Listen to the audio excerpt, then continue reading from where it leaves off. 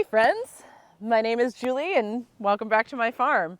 So the weather out here is vastly different from the last video where it was freezing. Now, even though we're still in February, it's beginning to feel a whole lot like spring. In today's video, I wanted to give you guys a quick update on how our lambing season has gone. And I want to introduce you to a special friend of mine. Well, maybe a couple special friends. This beautiful girl here is Gemma, and she is one of my bottle babies. Guys, this is Gypsy. And she is my absolute favorite bottle baby that I've ever raised. We spent a lot of time together, and you're about to see the whole story. Gypsy. Hi, Gemma. You're adorable too. Yes, you're both very good girls. Yeah. Hi, Amelia. You're a bottle baby. You're still sweet. First, a recap of this year's lambing season because we are pretty much wrapped up at this point. I still have 3 older ewes that have not delivered, and while I'm pretty sure all 3 are pregnant, I think that they are several cycles behind the rest of the flock. That's not uncommon for me to have a couple that lamb later in the season. In fact, one of them, her name is Eileen. She's actually my only sheep with horns. We refer to her as Horns sometimes.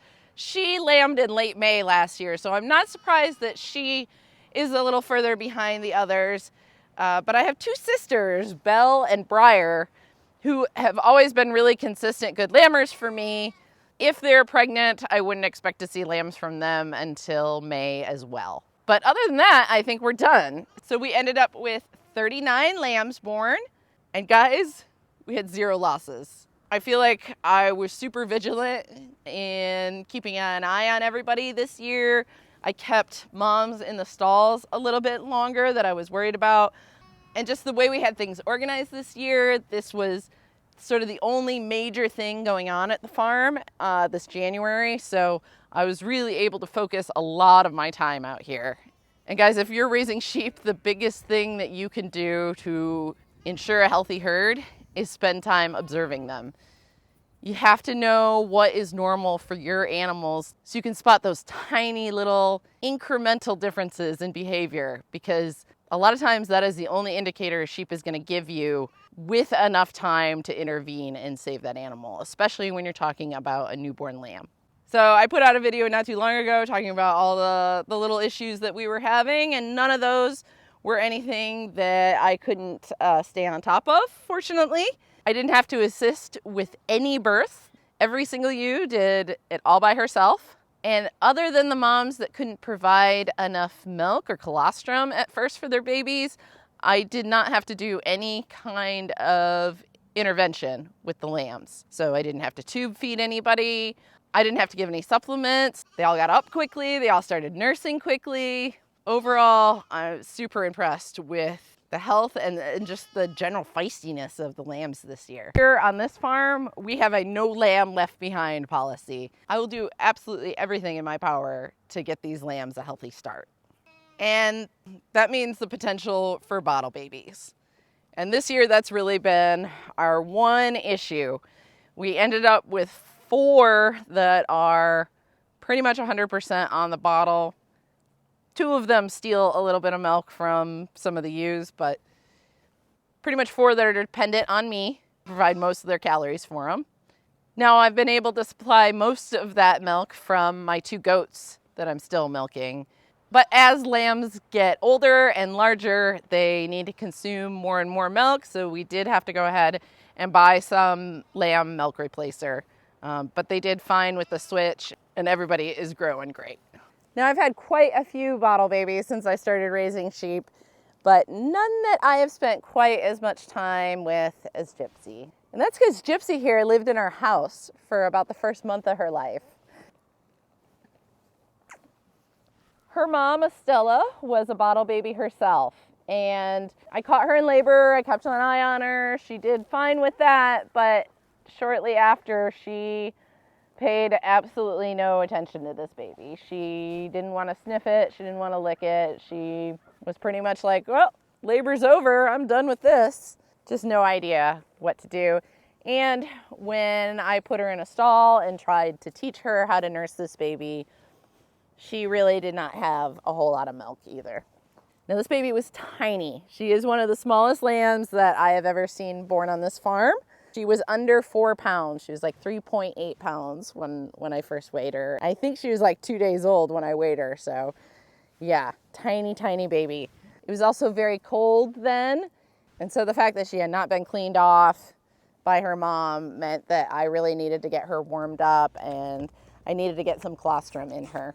Unfortunately, I didn't have any other ewes that had given birth recently enough to milk colostrum from them, but fortunately, I always save some in the freezer from my goats. So I was able to give her some real raw goat colostrum. That first day, I could really only get an ounce or two in her per feeding, but we were able to get about a quart of colostrum in her. And the first day I had her just in like a tiny little Amazon box. But as soon as she had a couple good meals in her, she got pretty feisty. She jumped out of that box pretty quickly. I upgraded her to like a plastic tote bin, and she learned how to jump out of that. And once she learned that she could pretty much jump out of any box, we ended up having to build a little corral out of some coolers to keep her in. But honestly, most of the time, she just roamed free in the house. And since we were having all that cold weather, freezing nights, and with her being so tiny and needing such frequent feedings, the decision was made that she was gonna stay in the house until she was big enough and strong enough to go out. And when you keep a lamb in your house, away from the flock, they oftentimes will have a harder time reintegrating with the flock and learning how to be a real sheep. So when she was a few days old, I started taking her outside with me. After they learn that you're the person with the milk, with the bottle, they'll pretty much follow you anywhere. So, Gypsy, do you want to go outside? Do you want to go outside for the first time? Well, since you were born, you want to try it? Okay. It's cold out there. It's not going to get any warmer today, though. Come on, Gyps. Good girl. I'm going to help you down the stairs and past the gooses.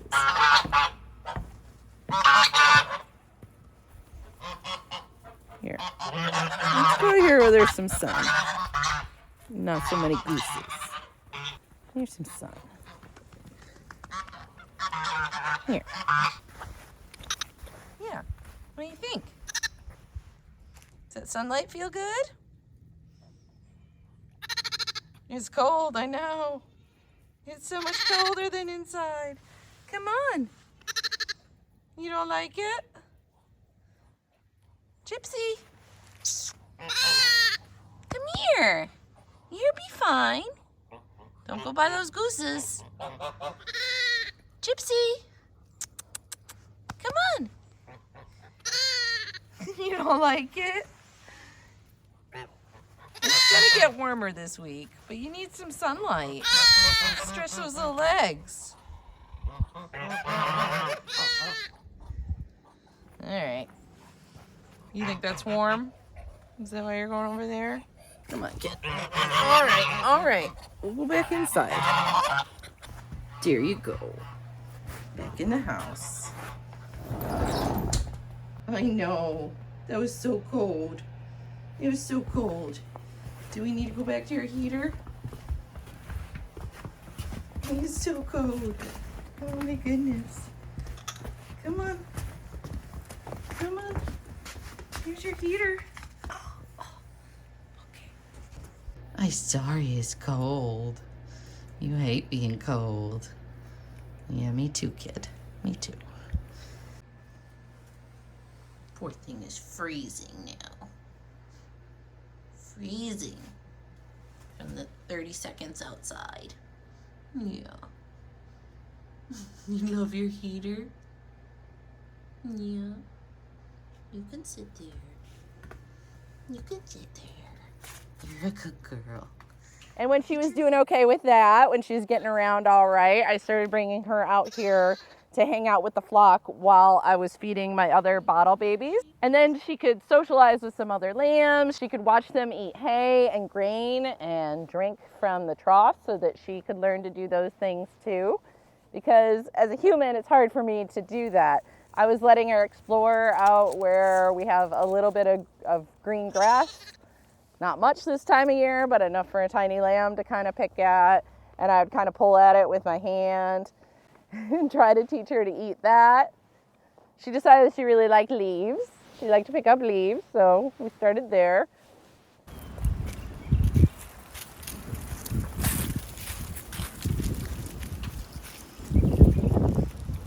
Gypsy, Gypsy. You're so fast.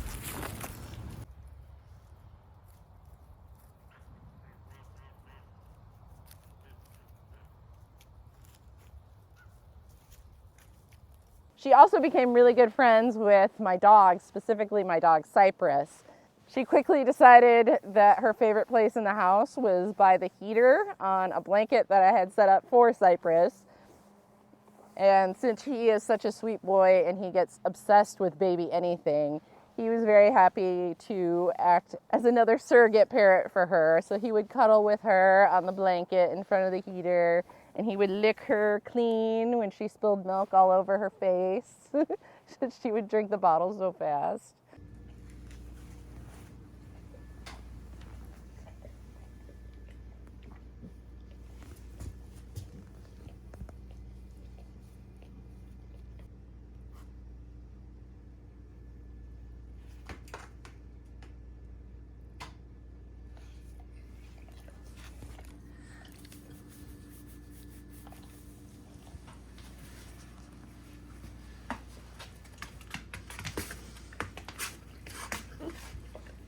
All right, Bubba, easy.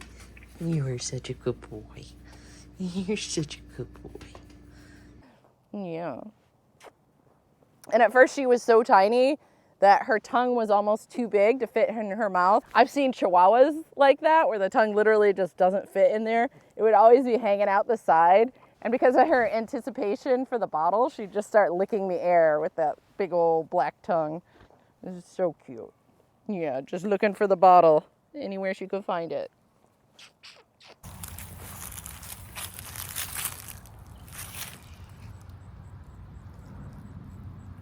Yeah, eat some grass.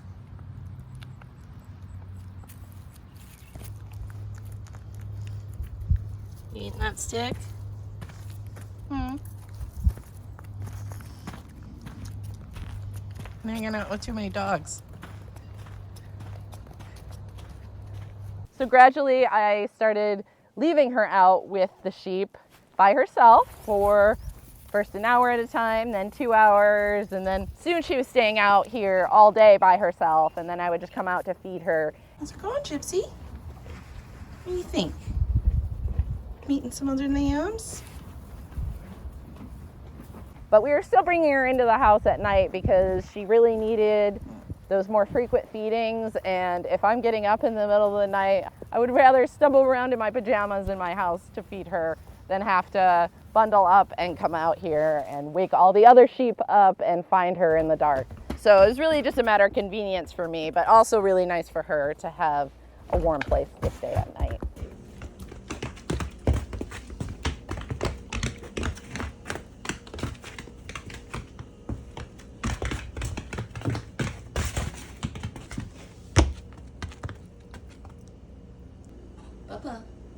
Bubba, let her in.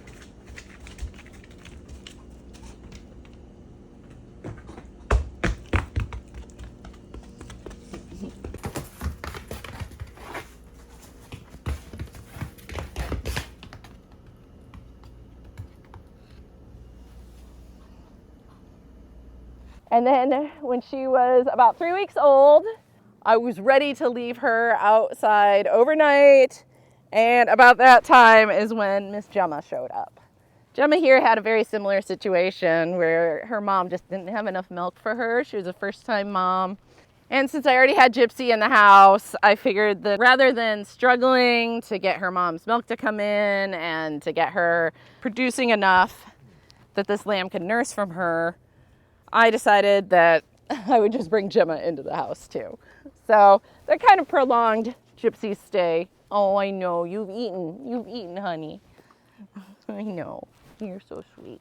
But I was really happy for Gypsy to finally have a friend that she could spend her whole day with and bond with. And it took a couple days before Gypsy would pay Gemma really any attention. She was really much more focused on people for a long time, but she eventually came around and they started snuggling together and eating together and playing together during the day when they were out. Gypsy, Gypsy. Hi, baby girl. Are you going for a walk? Huh? Yeah. Good girls. So Gypsy really helped Gemma kind of sail through that first week. And Gemma in turn helped Gypsy learn to become a real sheep. You guys eating grass? Kinda?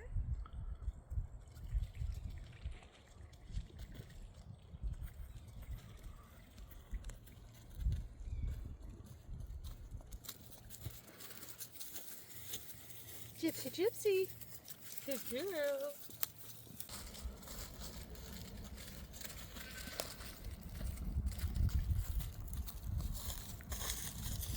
Don't eat that. No. Gypsy. It's like a puppy. No. No.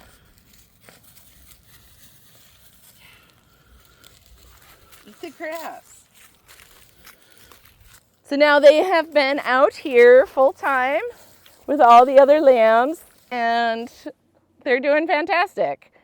I always see them together. I see them playing. I see them eating hay, getting in there for some grain. They're really doing awesome. You gonna look out for him, Grizz? Yeah, you stick with him. Don't get shocked. Bye, girls. And Gypsy's about 8 pounds now, so she's really grown. I'm continuing to feed her 4 bottles a day. She still can't eat a lot. She still has to have the smallest amount of all my bottle babies, but she's doing good. Gypsy, Gypsy. Yes.